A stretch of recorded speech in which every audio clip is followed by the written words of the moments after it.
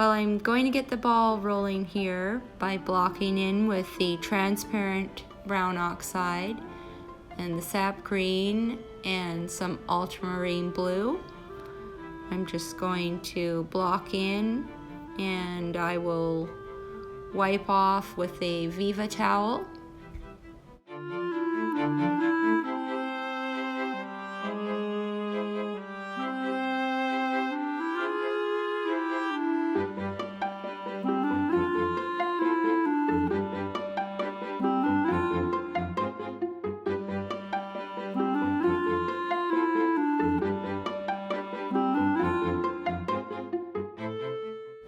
So here I'm just wiping off the paint with this soft Viva towel. It leaves minimal lines, so you get kind of a smooth finish.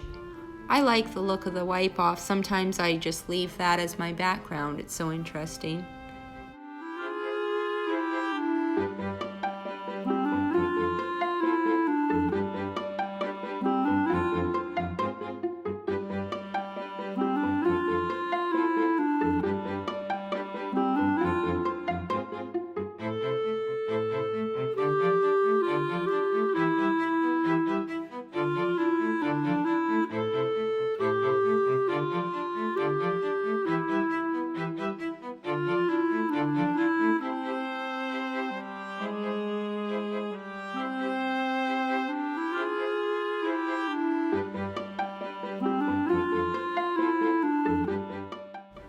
Here I'm just sketching in our bird, and I really like to make sure I've got everything that I want to see in the bird on the panel. So for example, I like to show their little feet and their stance. If you don't kind of plan it, it can get overloaded with trees and leaves, and all of a sudden he's just going to be sitting in the leaves. So you have to kind of plan out where their little legs are going to go so that that stays later on in your painting.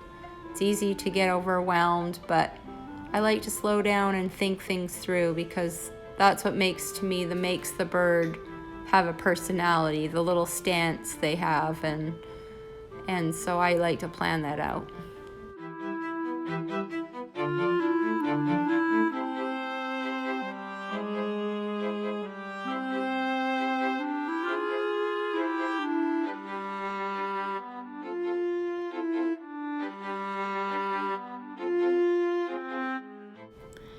Next, and really important, is getting in their face features, making sure you've got that eye lined up with the beak the way it should be.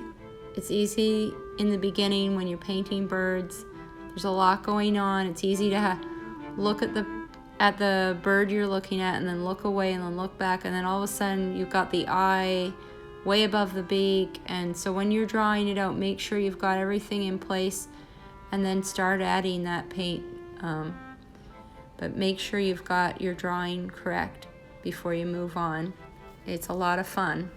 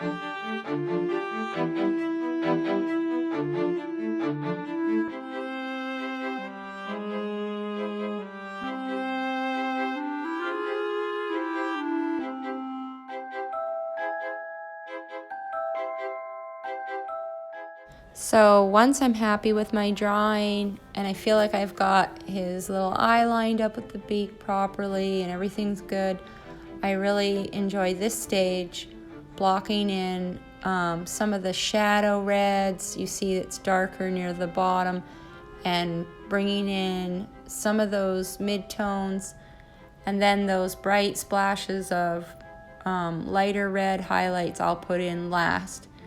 But I try to build it just like I would a flower or any other object when I paint. I'm just looking for the darker values and then adding in the highlights and the mid values on top.